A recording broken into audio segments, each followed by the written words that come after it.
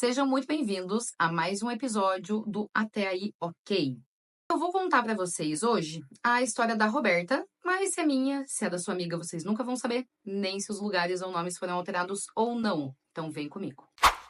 A Roberta e o Júnior se conheceram 4 anos atrás, logo no início da pandemia ali, através de um aplicativo de relacionamento.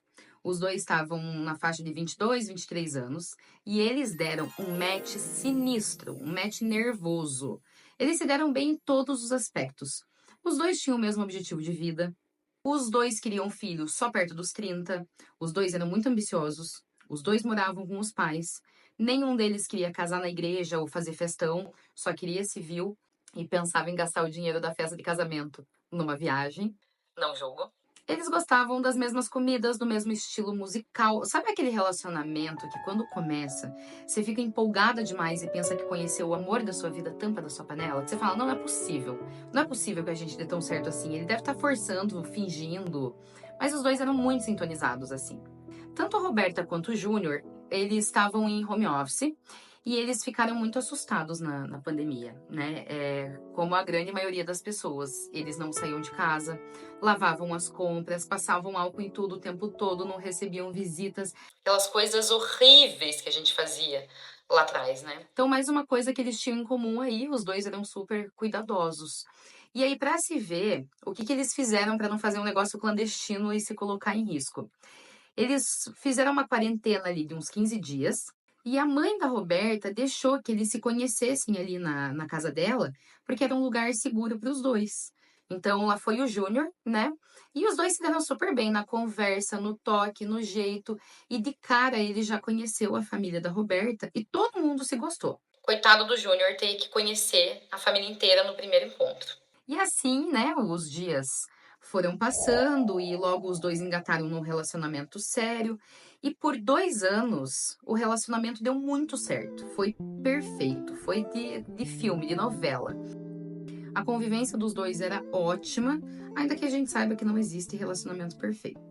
2 anos depois, ali quando a pandemia já estava no finalzinho ali, né, nos finalmente, o Júnior precisou voltar para o presencial e logo que ele voltou, ele conseguiu subir de cargo no trabalho, ele foi promovido. Então ele passou a ganhar mais e ele foi morar sozinho, porque qual que era a ideia deles? A Roberta se mudar para ir morar junto com ele, assim que ela melhorasse o cargo dela no trabalho também. E aí com os dois morando sozinhos, independentes, a vida seria melhor, né? E aí, de vez em quando, ela ia ficar lá com ele, porque eles tinham mais privacidade. E assim, eles foram organizando, né, a dinâmica deles ali, os movimentos dele. Mas o que que aconteceu? O Júnior, ele apresentou algumas dificuldades de lidar com a questão financeira dele, porque ele se desorganizou. Para mobiliar a casa, ele se empolgou e resolveu comprar tudo novo. E ele acabou se endividando, porque ele não sabia. Na verdade, ele sabia, mas ele esqueceu de contabilizar o valor do aluguel, da luz, internet, água. Ele começou a ficar nervoso diariamente e descontar um pouco na Roberta, porque além da desorganização financeira dele, o cargo que ele estava exigia muito mais dele agora. O que é lógico, né? Quando você é promovido, você tem que trabalhar mais, não menos. Então ele não soube lidar com isso. E eu falo pra vocês, quando eu e minha irmã, nós saímos da casa da minha mãe para nós duas morarmos juntas, a gente comprou várias coisas usadas, porque a gente tinha cama e guarda-roupa. E máquina de lavar roupa foi uma coisa que a gente comprou nova, porque máquina de lavar roupa, se você compra e ela vem com problema, não sei a experiência que vocês têm, mas com base na minha experiência de vida, uma vez que a máquina dê problema, ela vai dar sempre. Sempre. Ou vai ficar fazendo um barulho diferente, ou vai dar um tilt, ou um botão vai parar de funcionar. Cara, todas as máquinas de lavar, assim, que a minha mãe, que deu problema ali, o problema era eterno. Então a gente não quis arriscar e a gente comprou uma máquina nova. Mas pia a gente comprou usada, geladeira eu comprei usada de uma amiga minha. E se você vai morar sozinho, você faz o que o Júnior fez. Se você tiver dinheiro guardado para isso, você vai se descapitalizar ou você vai fazer tudo no cartão de crédito e vai parcelando. O que seria inteligente ele fazer? Ah, comprou a geladeira, parcela ali em, sei lá, 2 vezes. Depois que pagou a geladeira ou pagou a primeira da geladeira, daí você compra um fogão, sabe? Mas ele resolveu comprar tudo do novo, com eletrodoméstico e tudo, para ter uma casa já pronta. Então, se desorganizou total, se perdeu. E aí o salário dele pode ter dobrado, que as dívidas dele triplicaram, porque ele não soube se organizar. E outra coisa que aconteceu com o Júnior foi que a Roberta achou que quando ele começou a morar sozinho, algumas coisas nele começaram a mudar. Ele ficou mais nervoso, ele ficou mais preocupado, ele começou a ficar um pouco mais grosso com ela. E ela também percebeu uma certa soberba nele. Ele começou a se achar o dono do mundo, porque agora morava sozinho e estava ganhando bem. Tipo assim, agora eu ganho bem, eu moro sozinho, eu tô num cargo excelente. Roberta, se você quiser me largar, pode largar. Achando que a questão financeira fosse prender ela ali. Só que ela não começou com ele por causa do dinheiro. Então não é por causa do dinheiro que ela vai ficar. Ela não se sentia confortável com ele naquela situação. E esse sentimento, quando a gente vai morar sozinho, de você achar que o mundo é seu, eu acho que é um sentimento que é relativamente comum. Eu sempre tive sonho de morar sozinha, sempre tive muita vontade. E o meu marido, que na época era meu namorado, ele morou 12 anos sozinho. Eu acho que mais até. Acho que foi uns 14 anos, 15 que ele morou sozinho. E a minha irmã, ela logo casou, então eu fiquei morando sozinha por um ano, que era a realização de um sonho muito antigo meu, assim. E eu comentando com o meu marido, que, né, era meu namorado na época, Ah, porque agora eu sou independente, porque agora não sei o quê, porque eu vou bancar isso, porque eu vou sustentar aquilo. e ele falou pra mim: olha, eu moro sozinho já há, sei lá, 14 anos. E vou te falar, não é só glamour. Você vai passar uns perrengues altos e baixos. Então, não acho que porque você está morando sozinha, o mundo é seu. E o meu marido, modéstia à parte, é um lorde. Então, ele falou com muita delicadeza. Abaixa tua bola, porque você vai ver que não é só coisa boa. E aí eu tratei de me colocar no meu lugar. E é isso, gente. Se em algum mês você tem um imprevisto, dá um BO com o teu carro, ou dá um BO ali de um encanamento, um vazamento, qualquer coisa, acontece qualquer imprevisto financeiro com você, que é super fácil de acontecer, né? Se você não tiver uma reserva, se você se apertar, não tem quem pague seu aluguel, não tem quem pague sua luz, sua água. E aí você não tem como ficar dividindo com uma pessoa que não mora com você. Então, ao mesmo tempo que é muito bom, você se sente capaz e potente de pagar suas próprias contas, é meio desesperador quando só tem você para pagar suas contas, sabe? Então eu acho que é um sentimento comum e eu super entendo o Júnior ter passado por isso e eu entendo também a Roberta ter tido, tipo, Meu, ele não é mais o mesmo. Ele subiu pra cabeça. e acabou que ela nem reconhecia mais ele direito. E aí ele tava super pilhado, assim, né, com todas essas mudanças aí que aconteceram na vida dele. E a Roberta, ela começou a se encher o saco disso. E eles tiveram aí um ano para ver se eles conseguiam colocar as coisas no lugar, né, a cabeça no lugar, se ajeitar, se adaptar. Só que eles geraram muito desgaste ali entre eles, e mesmo que eles fossem um casal quase perfeito, eles tomaram a decisão mútua de terminar. Aqui a gente não tá falando de dar um tempo, a gente tá falando de terminar. Depois de 3 anos de relacionamento, os dois romperam, tá? Até porque esse negócio de dar um tempo não existe, né? Isso é papo pra outra hora, que senão eu me prolongo, porque eu gosto de falar, mas tempo não existe. Alguns meses ali se passaram e o Júnior ele resolveu voltar atrás da Roberta, porque ele tinha conseguido já colocar a vida financeira dele em ordem e já estava com tudo quitado, sem dívidas. E ele explicou para ela, né, que para ele as mudanças foram muito rápidas e muito bruscas assim, e que com esse término deles, ele conseguiu colocar a cabeça no lugar ali, organizar, né, o que estava incomodando ele, o que estava atrapalhando. Então, depois que os dois conversaram, colocaram os pingos nos is, porque foi um motivo, não é um motivo bobo, mas não foi um motivo onde você coloca o relacionamento ali à prova de caráter, né? Não foi um problema de caráter que eles terminaram, um problema de mentira ou alguma coisa assim. Foi um problema de adaptação e todos os casais estão sujeitos a passar por isso, né? Então, depois eles conversarem bastante e alinhar alguns pontos ali, eles tomaram a decisão de voltar. Só que o que que aconteceu? Deu 1, 2 semanas que os dois voltaram, o Júnior começou a ficar recluso de volta, a se afastar, a ficar estranho. E a Roberta pensou o quê? Lá vou eu novamente tentar entender o que tá acontecendo. Pô, a gente acabou de voltar. E o Júnior pediu para conversar com a Roberta. Uma das mulheres com quem ele saiu nesse meio tempo descobriu que estava grávida do Júnior. O óbvio aconteceu, né? Porque nenhum dos dois se cuidou. Ele falou para Roberta que pelo tempo de gestação que a mulher, né, a moça, ela tinha, podia sim ser dele e que assim que nascesse ele faria o DNA. E que se realmente fosse dele, ele assumiria e daria toda a assistência necessária para a criança e que isso não era negociável. Mas assim, ele também deixou claro que ele e essa moça não ficariam juntos, os dois assumiriam juntos a responsabilidade deles, mas eles não tinham nada como casal, que tivesse necessidade de ficar junto, algum sentimento. Foi uma coisa bem à toa.